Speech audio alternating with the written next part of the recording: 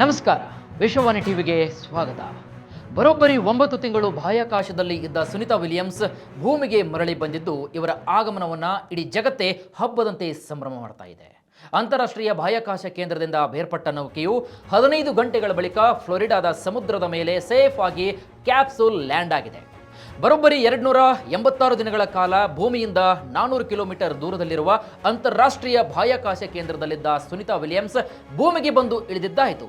ಹಾಗಾದ್ರೆ ಕೇವಲ 8 ದಿನದ ನೌಕಾಯಾನಕ್ಕೆ ಹೋಗಿ ಸುನಿತಾ 9 ತಿಂಗಳು ಬಾಹ್ಯಾಕಾಶದಲ್ಲಿ ಏನ್ ಮಾಡ್ತಾ ಇದ್ರು, ಮುಂದೆ ಏನ್ ಮಾಡ್ತಾರೆ, ಎಲ್ಲವನ್ನೂ ಕೂಡ ಇಂಚಿಂಚು ಮಾಹಿತಿಯನ್ನು ಕೊಡ್ತೀವಿ. ಇದೇ ಹೊತ್ತಿನ ವಿಶೇಷ. ಬಾಹ್ಯಾಕಾಶದಲ್ಲಿ ಸುನಿತಾ 9 ತಿಂಗಳು ಏನ್ ಮಾಡ್ತಾ ಇದ್ರು, ಮುಂದೆ ಏನ್ ಮಾಡ್ತಾರೆ. ನಾನು ವಿನಯ್ ಶಿವಾನಂದ್ ಅಂಬಿ.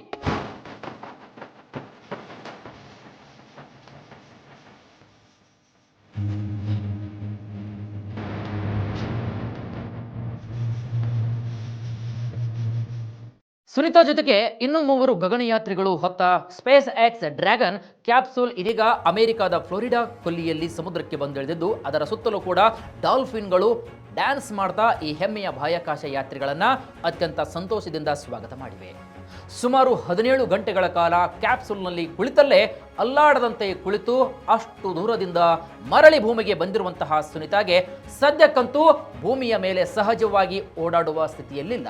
ಇನ್ನು 45 ದಿನಗಳ ಕಾಲ ಅವರು ಹ್ಯೂಸ್ಟನ್ನ ರಿಹ್ಯಾಬಿಲಿಟೇಷನ್ ಸೆಂಟರ್ನಲ್ಲಿದ್ದುಕೊಂಡು ಸ್ಪೇಸ್ ವಾಕ್ ಮಾಡಿ ಅಭ್ಯಾಸವಾದ ತಮ್ಮ ಕಾಲುಗಳಿಗೆ ಭೂಮಿಯ ಮೇಲೆ ನಡೆಯುವುದನ್ನು ಕಲ್ಪಿಸಿಕೊಡಬೇಕಾಗಿದೆ. ಅವರ ರಕ್ತನಾಳಗಳು, ಹೃದಯ, ಮೆದುಳು ಎಲ್ಲವೂ ಕೂಡ ಭೂಮಿಯ ವಾತಾವರಣಕ್ಕೆ ಹೊಂದಿಕೊಳ್ಳಬೇಕಾಗಿದೆ. ಇದು ಸುನಿತಾಗೆ ಮರುಜನ್ಮ ಅಂತಲೇ ಹೇಳಬಹುದು. ಹಾಗಾದರೆ ಜೀವನ ಪೂರ್ತಿ ಕಾಡಲಿದೆಯಾ ಆರೋಗ್ಯ ಸಮಸ್ಯೆ ಅಂತ ನಾವು ನೋಡಿದಾಗ, ಸುನಿತಾ ಮತ್ತೆ ತಮ್ಮ ಕುಟುಂಬವನ್ನು ಸೇರಿಕೊಳ್ಳುವುದಕ್ಕೆ ಮೊದಲು ಹಲವಾರು ವೈದ್ಯಕೀಯ ಪರೀಕ್ಷೆಗಳನ್ನು ಹಾಗೂ ಚಿಕಿತ್ಸೆಗಳಿಗೆ ಒಳಗಾಗಬೇಕಾಗತ್ತೆ. ಬಾಹ್ಯಾಕಾಶದಲ್ಲಿ ಸುದೀರ್ಘ ಕಾಲ ಉಳಿಯುವುದು ಗಗನಯಾತ್ರಿಗಳ ಆರೋಗ್ಯದ ಮೇಲೆ ವ್ಯತಿರಿಕ್ತವಾದಂತಹ ಪರಿಣಾಮ ಬೀರುತ್ತೆ. ಯಾಕಂದರೆ ಅವರ ಸ್ನಾಯುಗಳು ದುರ್ಬಲವಾಗಿರುತ್ತವೆ. ಬಾಹ್ಯಾಕಾಶದಲ್ಲಿ ಕಡಿಮೆ ಗುರುತ್ವಾಕರ್ಷಣ ಶಕ್ತಿ ಇರುವುದರಿಂದ ತಿಂಗಳಿಗೆ ಅಂದರೆ ಸರಿಸುಮಾರು 1ರಿಂದ 2ರಷ್ಟು ಸ್ನಾಯು ಸಾಂದ್ರತೆ ನಷ್ಟವಾಗ್ತಾ ಇರುತ್ತೆ. ಈ ನಷ್ಟವನ್ನು ಸರಿಪಡಿಸಲು ನುರಿತ ತಜ್ಞರು, ವೈದ್ಯರು ಇವರ ಮೇಲೆ ನಿಗಾವನ್ನು ಇಡ್ತಾರೆ. ಇನ್ನು ಬಾಹ್ಯಾಕಾಶದಲ್ಲಿ ಹೃದಯವು ಗುರುತ್ವಾಕರ್ಷಣೆಯ ವಿರುದ್ಧ ರಕ್ತವನ್ನು ಪಂಪ್ ಮಾಡುವ ಅಗತ್ಯವಿಲ್ಲದ ಕಾರಣ ಕಡಿಮೆ ಕೆಲಸ ಮಾಡ್ತಾ ಇರುತ್ತೆ. ರಕ್ತದ ಪರಿಚಲನೆ ಕೂಡ ಸರಾಗವಾಗಿ ನಡೀತಾ ಇರಲ್ಲ. ಇದರಿಂದಾಗಿ ಅವರ ಮುಖ ಊದಿಕೊಂಡಿರುತ್ತೆ ಹಾಗೂ ಕೈಕಾಲುಗಳು ಸಣ್ಣದಾಗಿರುತ್ತೆ. ಇನ್ನು ತಲೆಯಲ್ಲಿ ದ್ರವಗಳು ಸಂಗ್ರಹವಾಗಿರುತ್ತೆ. ಇನ್ನು ಭೂಮಿಗೆ ಬಂದಾಗ ಇವೆಲ್ಲವೂ ಕೂಡ ಮೊದಲಿನ ಸ್ಥಿತಿಗೆ ಬರಬೇಕಾಗುತ್ತೆ. ಅನೇಕ ಗಗನಯಾತ್ರಿಗಳ ತಲೆಯಲ್ಲಿ ದ್ರವ ಶೇಖರಣೆಯಾಗುವುದರ ದೃಷ್ಟಿಯಿಂದ ಇಲ್ಲಿ ದೃಷ್ಟಿ ಸಮಸ್ಯೆ ಕೂಡ ಗಗನಯಾತ್ರಿಗಳು ಅನುಭವಿಸ್ತಾರೆ. SANS ಅಂದರೆ ಸ್ಪೇಸ್ ಫ್ಲೈಟ್ ಅಸೋಸಿಯೇಟೆಡ್ ನ್ಯೂರೋಆಕ್ಯುಲರ್ ಸಿಂಡ್ರಮ್ ಅಂತ ಕರೆಯಲ್ಪಡ್ತಕ್ಕಂತಹ ಒಂದು ರೋಗದ ಸ್ಥಿತಿಯಿಂದಾಗಿ ದೃಷ್ಟಿ ಮಂದವಾಗುವ ಮತ್ತು ಶಾಶ್ವತವಾಗಿ ಕನ್ನಡಕ ಧರಿಸಬೇಕಾಗುತ್ತೆ. ಇನ್ನು ಈ ಗಗನಯಾತ್ರಿಗಳ ಚರ್ಮ ಮೃದುವಾಗುತ್ತಾ ಹೋಗುತ್ತೆ. ಮಾನಸಿಕವಾಗಿ ಮತ್ತು ಭಾವನಾತ್ಮಕವಾಗಿ ಸಮಸ್ಯೆಗಳಿಂದ ಬಳಲುವ ಸಾಧ್ಯತೆ ಕೂಡ ಹೆಚ್ಚಾಗಿರುತ್ತೆ. ಇವೆಲ್ಲವನ್ನು ಕೂಡ ಸುನಿತಾ ವಿಲಿಯಮ್ಸ್ ಜೀವಮಾನ ಪೂರ್ತಿ ಎದುರಿಸುತ್ತಲೇ ಇರಬೇಕಾಗುತ್ತೆ. ಹೀಗಿರುವಾಗ ಇವೆಲ್ಲವನ್ನು ಕೂಡ ದಾಟಿ ತಮ್ಮನ್ನು ಈ ದೇಶಕ್ಕಾಗಿ, ಜಗತ್ತಿಗಾಗಿ ತಮ್ಮ ಜೀವನವನ್ನೇ ಸಮರ್ಪಿಸಿಕೊಂಡಿರತಕ್ಕಂತಹ Sunita Williams the great lady ಅಂತಾನೆ ಹೇಳಬಹುದು. ಹಾಗಾದ್ರೆ 9 ತಿಂಗಳು ಬಾಹ್ಯಾಕಾಶದಲ್ಲಿ ಸುನಿತಾ ವಿಲಿಯಮ್ಸ್ ಏನ್ ಮಾಡ್ತಾ ಇದ್ರು ಅಂತ ಪ್ರಶ್ನೆ ಬಂದಾಗ, ಅಂದ ಹಾಗೆ ಸುನಿತಾ ವಿಲಿಯಮ್ಸ್ 9 ತಿಂಗಳುಗಳ ಕಾಲ ಬಾಹ್ಯಾಕಾಶ ಕೇಂದ್ರದಲ್ಲಿ ಮಾಡೋಕೆ ಏನಿರುತ್ತೆ ಅಂತ ನೀವು ಕೇಳಬಹುದು. ಅವರೇನಲ್ಲಿ ಸುಮ್ಮನೆ ಕೂತ್ಕೊಂಡು ಆಕಾಶನ ನೋಡೋಕ್ಕಾಗಲ್ಲ. ಅಲ್ಲಿ ಅವರಿಗೆ ಬಾಹ್ಯಾಕಾಶ ಕೇಂದ್ರದ ನಿರ್ವಹಣೆಯ ಹೊಣೆಯನ್ನು ಕೂಡ ವಹಿಸಿರ್ತಾರೆ. ಫುಟ್ಬಾಲ್ ಮೈದಾನದ ಗಾತ್ರದಲ್ಲಿರುವಂತಹ ಈ ನಿಲ್ದಾಣಕ್ಕೆ ನಿರಂತರ ನಿರ್ವಹಣೆ ಅಗತ್ಯವಿರುತ್ತೆ. ಏನೋ ಶುಚಿಯಾಗಿ ಇಟ್ಕೋಬೇಕಾಗತ್ತೆ. ಅಲ್ಲೆಲ್ಲೂ ಕೂಡ ಹೀಲಿಯಂ ಲೀಕ್ ಆಗದ ಹಾಗೆ, ಎಲ್ಲೂ ಕೂಡ ಒಳಗಿನ ಒತ್ತಡದ ವಾತಾವರಣ ಬದಲಾಗದ ಹಾಗೆ ಅಲ್ಲಿರುವ ಹಳೆಯ ಉಪಕರಣಗಳನ್ನು ಕೂಡ ಬದಲಾಯಿಸಬೇಕಾಗತ್ತೆ. ಇವೆಲ್ಲವನ್ನು ಕೂಡ ಮಾಡೋದಲ್ಲದೆ ಸುನಿತಾ ವಿಲಿಯಮ್ಸ್ 9 ತಿಂಗಳಲ್ಲಿ ಹಲವು ವೈಜ್ಞಾನಿಕ ಪ್ರಯೋಗಗಳಲ್ಲಿ ಸಕ್ರಿಯರಾಗಿ ತೊಡಗಿಕೊಂಡಿದ್ದರು. ಇನ್ನು ನಾಸಾ ನೀಡಿರುವಂತಹ ಮಾಹಿತಿಯ ಪ್ರಕಾರ ಸುನಿತಾ ವಿಲಿಯಮ್ಸ್ ಮತ್ತು ಅವರ ತಂಡ 900 ಗಂಟೆಗಳ ಸಂಶೋಧನೆ ಪೂರ್ಣಗೊಳಿಸಿದೆ. 150ಕ್ಕೂ ಹೆಚ್ಚು ಪ್ರಯೋಗಗಳನ್ನು ನಡೆಸಿ ಹೊಸ ದಾಖಲೆಯನ್ನು ಬರೆದಿದೆ. ಬಾಹ್ಯಾಕಾಶದಲ್ಲಿ ಹೆಚ್ಚು ಕಾಲ ಕಳೆದಂತಹ ಮಹಿಳೆ ಎಂಬ ದಾಖಲೆಯೂ ಕೂಡ ಇವರ ಹೆಸರದ್ದಾಗಿದೆ. ಬಾಹ್ಯಾಕಾಶ ನಿಲ್ದಾಣದ ಹೊರಗೆ 62 ಗಂಟೆ 9 ನಿಮಿಷಗಳನ್ನು ಕೂಡ ಕಳೆದಿದ್ದಾರೆ ಸುನಿತಾ ವಿಲಿಯಮ್ಸ್. ಇನ್ನು 9 ಬಾರಿ ಬಾಹ್ಯಾಕಾಶ ನಡಿಗೆ ಮಾಡಿದ್ದಾರೆ.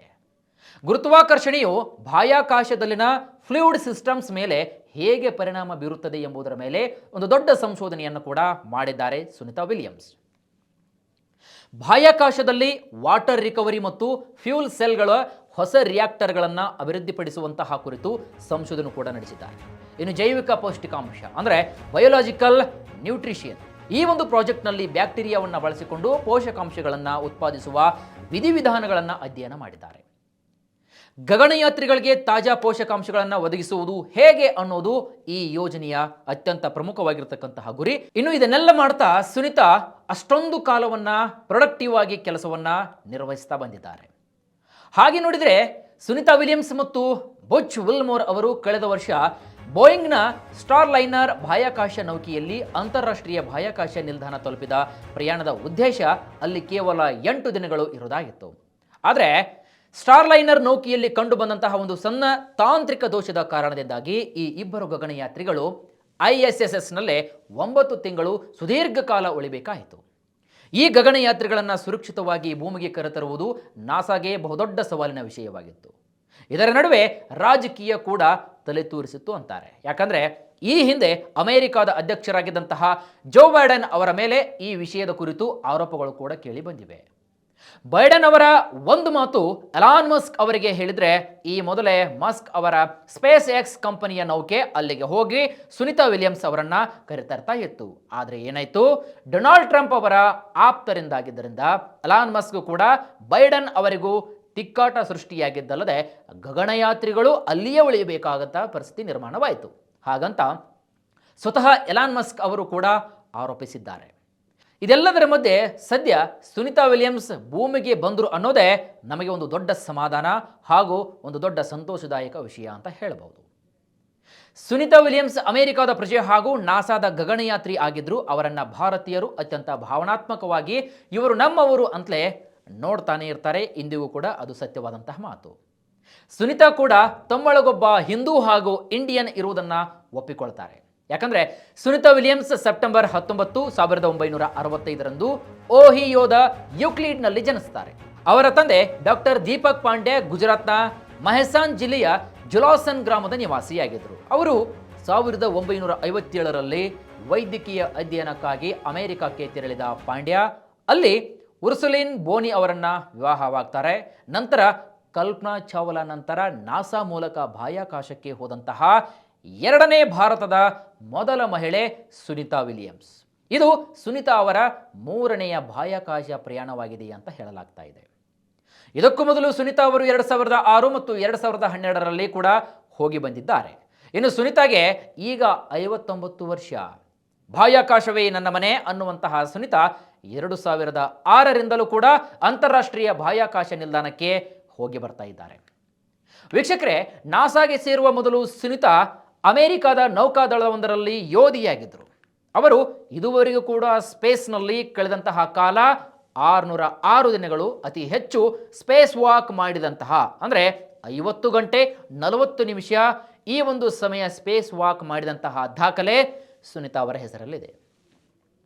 2007ರಲ್ಲಿ ಬೋಸ್ಟನ್ ಮ್ಯಾರಥಾನ್ ನಡೆದಾಗ ಅದೊಂದು ಭೂಮಿಯ ಮೇಲೆ ನಡೆದಷ್ಟು ಅದೊಂದು ದೂರ ಅಂತಾರಾಷ್ಟ್ರೀಯ ಬಾಹ್ಯಾಕಾಶ ನಿಲ್ದಾಣಕ್ಕೆ ತಾನೂ ಕೂಡ ಓಡಿ ಸ್ಪೇಸ್ ಮ್ಯಾರಥಾನ್ ಮಾಡಿದಂತಹ ಏಕೈಕ ವ್ಯಕ್ತಿ ಎಂಬ ದಾಖಲೆ ಕೂಡ ಸುನಿತಾ ಅವರ ಹೆಸರಲ್ಲಿದೆ. ಸುನಿತಾ ಆಚರಿಸುವುದು ಹಿಂದೂ ಧರ್ಮವನ್ನ. ಯಾಕಂದ್ರೆ 2006ರಲ್ಲಿ ಅವರು ಬಾಹ್ಯಾಕಾಶ ಕೇಂದ್ರಕ್ಕೆ ಹೋಗುವಾಗ ಇದೇ ಸುನಿತಾ ವಿಲಿಯಮ್ಸ್ ಭಗವದ್ಗೀತೆಯ ಒಂದು ಪ್ರತಿಯನ್ನ ತಮ್ಮ ಜೊತೆಗೆ ತೆಗೆದುಕೊಂಡು ಹೋಗಿರ್ತಾರೆ. 2012ರಲ್ಲಿ ಹೋದಾಗ ಓಂ ಚಿಹ್ನೆ ಮತ್ತು ಉಪನಿಷತ್ತುಗಳ ಪ್ರತಿಯನ್ನು ಕೂಡ ತೆಗೆದುಕೊಂಡು ಹೋಗಿದ್ದರು. ಇನ್ನು ಆಹಾರ ಅಂತ ಬಂದಾಗ ಸಮೋಸ ಅವರಿಗೆ ಇಷ್ಟವಾದಂತಹ ಒಂದು ಆಹಾರ, ಅದನ್ನು ಕೂಡ ಸುನಿತಾ ವಿಲಿಯಮ್ಸ್ ತೆಗೆದುಕೊಂಡು ಹೋಗಿದ್ದರು ಬಾಹ್ಯಾಕಾಶ ಕೇಂದ್ರಕ್ಕೆ. ಇನ್ನು 2007ರಲ್ಲಿ ಭಾರತಕ್ಕೆ ಬಂದು ಹೋದಾಗ ಗುಜರಾತ್ನಲ್ಲಿರತಕ್ಕಂತಹ ತಮ್ಮ ಪೂರ್ವಜರ ಗ್ರಾಮವಾದಂತಹ ಜುಲಾಸನ್ಗೆ ಮತ್ತು ಸಬರ್ಮತಿ ಆಶ್ರಮಕ್ಕೆ ಭೇಟಿ ನೀಡಿದರು. ಇದೆಲ್ಲವನ್ನು ಕೂಡ ನೋಡಿದಾಗ ಸುನಿತಾ ವಿಲಿಯಮ್ಸ್ ಈಕೆಯಲ್ಲಿರತಕ್ಕಂತಹ ಭಾರತೀಯತೆಯನ್ನ ಇದು ಬಹಳ ಸ್ಪಷ್ಟವಾಗಿ ಎದ್ದು ತೋರಿಸುತ್ತೆ. ಇನ್ನು ಭೂಮಿಯ ಮೇಲೆ ಇರತಕ್ಕಂತಹ ನಾವು ನಮಗೆ ಏನು ಬೇಕು ಅದನ್ನು ನಾವು ತಿಂತೀವಿ. ಆದರೆ ಬಾಹ್ಯಾಕಾಶದಲ್ಲಿ ಸುನಿತಾ ವಿಲಿಯಮ್ಸ್ ಏನು ಸೇವಿಸ್ತಾ ಇದ್ರು ಅಂತ ನೋಡಿದಾಗ ಭೂಮಿಯಿಂದ ನಿಗದಿತವಾಗಿ ಪ್ಯಾಕೇಜ್ಡ್ ಆಹಾರಗಳನ್ನು ISSಗೆ ಕಳುಹಿಸಲಾಗುತ್ತೆ, ಅಂದರೆ ಅಂತಾರಾಷ್ಟ್ರೀಯ ಬಾಹ್ಯಾಕಾಶ ನಿಲ್ದಾಣಕ್ಕೆ. ಎಲ್ಲವೂ ಕೂಡ ಒಣಗಿಸಿದ ಫ್ರಿಡ್ಜ್ ಮಾಡಿದಂತಹ ಆಹಾರಗಳು. ಇವುಗಳನ್ನು ಪ್ಲಾಸ್ಟಿಕ್ ಕ್ಯಾನ್ ಜಿಫ್ಲಾಕ್ ಬ್ಯಾಗ್ಗಳಲ್ಲೇ ಪ್ಯಾಕ್ ಮಾಡಲಾಗಿರುತ್ತೆ. ಇನ್ನು ಸರಿಯಾಗಿ ಪ್ಯಾಕ್ ಮಾಡದೇ ಇದ್ದರೆ ಆಹಾರ ಹಾಗೆ ಅಂತರಿಕ್ಷದಲ್ಲಿ ತೇಲಾಡ್ತಾ ಇರುತ್ತೆ. ಗಗನಯಾತ್ರಿಗಳು ದಿನಕ್ಕೆ 3 ಬಾರಿ ಆಹಾರವನ್ನು ಸೇವಿಸ್ತಾರೆ. ಪಿಜ್ಜಾ, ರೈಸ್, ಚಿಕನ್ ಫ್ರೈ, ಸಿಗಡಿ, ಟ್ಯೂನಿಯಾ, ಮೊಟ್ಟೆ, ಬೀಜಗಳು ಹಾಗೂ ಗ್ರಾನೋಲಾ ಬಾರ್, ಕುಕೀಸ್, ಕ್ಯಾಂಡಿ, ಒಣಹಣ್ಣುಗಳು, ಕಾಫಿ, ಚಹಾ, ಆಪಲ್ ಸೈಡರ್, ಕಿತ್ತಳೆ ನಿಂಬೆ ಜ್ಯೂಸ್, ಬೇಕನ್ ಸ್ಯಾಂಡ್ವಿಚ್ಗಳು, ಚೀಸ್ ಬರ್ಗರ್ ಮುಂತಾದ ಆಹಾರವನ್ನು ಕೂಡ ಇಲ್ಲಿ ಗಗನಯಾತ್ರಿಗಳು ಸೇವಿಸ್ತಾರೆ. ಹಾಗೂ ಪ್ರಮುಖವಾದಂತಹ ವಿಷಯ ಅಂದರೆ ಇಲ್ಲಿ ನೀರನ್ನು ಕೂಡ ಪೊಟ್ಟಣಗಳಲ್ಲಿ ಪ್ಯಾಕ್ ಮಾಡಿ ಇಡಲಾಗುತ್ತೆ. ಇನ್ನು ಬಾಹ್ಯಾಕಾಶದಲ್ಲಿ ಶೌಚ ವಿಸರ್ಜನೆ ಮಾಡುವ ವಿಷಯದಲ್ಲಂತೂ ತುಂಬ ಜಾಗರೂಕತೆ ಹಾಗೂ ಎಚ್ಚರವಾಗಿರ್ತಾರೆ. ಯಾಕಂದರೆ ಓಪನ್ ಆಗಿ ಮಲ ವಿಸರ್ಜನೆ ಮಾಡುವಂತಿಲ್ಲ. ತಮ್ಮ ದೇಹದ ವಿಸರ್ಜನಾಂಗಗಳಿಗೆ ಸಕ್ಷನ್ ಪೈಪ್ ಅಥವಾ ಹೀರುವಂತಹ ಕೊಳವೆ ಪೈಪ್ಗಳನ್ನು ಕಟ್ಟಿಕೊಂಡು ಅವರು ತಮ್ಮ ದೈನಂದಿನ ಕೆಲಸಗಳನ್ನು ಮಾಡ್ತಾರೆ. ಇಲ್ಲಿ ಮತ್ತೊಂದು ಆಶ್ಚರ್ಯಕರ ಸಂಗತಿ ಏನಪ್ಪಾ ಅಂದರೆ, ಗಗನಯಾತ್ರಿಗಳು ಮಾಡಿರುವಂತಹ ಮೂತ್ರ ಇಲ್ಲಿ ಮತ್ತೆ ರೀಸೈಕಲ್ ಬಿನ್ ಆಗಿ ಕುಡಿಯುವ ನೀರಾಗಿ ಮತ್ತೆ ಇವರ ಬಳಿಯೇ ಇದು ಬರುತ್ತೆ. ಹೀಗೆ ಈ ನೀರು ರೀಸೈಕಲ್ ಆಗುತ್ತಲೇ ಇರುತ್ತೆ. ಇನ್ನು ಈ ಉಳಿದಂತಹ ಘನತ್ಯಾಜ್ಯಗಳನ್ನು ಪ್ಯಾಕ್ ಮಾಡಿ ಭೂಮಿಗೆ ಕಳಿಸಲಾಗುತ್ತೆ. ಇದೊಂದು ಅತ್ಯಂತ ಕಠಿಣವಾದಂತಹ ಕೆಲಸ ಹಾಗೂ ದೊಡ್ಡ ಒಂದು ಸವಾಲು ಅಂತಲೇ ಹೇಳಬಹುದು. ಅದನ್ನು ಸುನಿತಾ ವಿಲಿಯಮ್ಸ್ ಅವರು ಅತ್ಯಂತ ಯಶಸ್ವಿಯಾಗಿ ನಿಭಾಯಿಸಿದ್ದಾರೆ. ಹಾಗಾದರೆ ಹೀಗೆ ಬಾಹ್ಯಾಕಾಶವನ್ನು ಗೆದ್ದು ಬಂದಿರತಕ್ಕಂತಹ ಭಾರತದ ಹೆಮ್ಮೆಯ ಮಗಳು ಸುನಿತಾ ವಿಲಿಯಮ್ಸ್ ತಮ್ಮ ಮುಂದಿರತಕ್ಕಂತಹ 45 ದಿನಗಳ ಸಣ್ಣ ಅಜ್ಞಾತವಾಸವನ್ನು ಮುಗಿಸಿ ಬರಲಿ, ಜೊತೆಗೆ ಭಾರತಕ್ಕೆ ಕೂಡ ಬರಲಿ, ಬಂದು ನಮ್ಮೆಲ್ಲರ ಜೊತೆಗೆ ಮಾತನಾಡಲಿ ಅನ್ನುವುದು ಎಲ್ಲ ಭಾರತೀಯರ ಹಾಗೂ ನಮ್ಮ ಪ್ರಾರ್ಥನೆಯಾಗಿದೆ. ಇದಾಗತ್ತೆ ಇವತ್ತಿನ ವಿಶೇಷ. ಮತ್ತಷ್ಟು ವೈವಿಧ್ಯಮಯ ಸುದ್ದಿಗಳಿಗಾಗಿ ನೋಡ್ತಾ ಇರಿ ವಿಶ್ವವಾಣಿ ಟಿವಿ.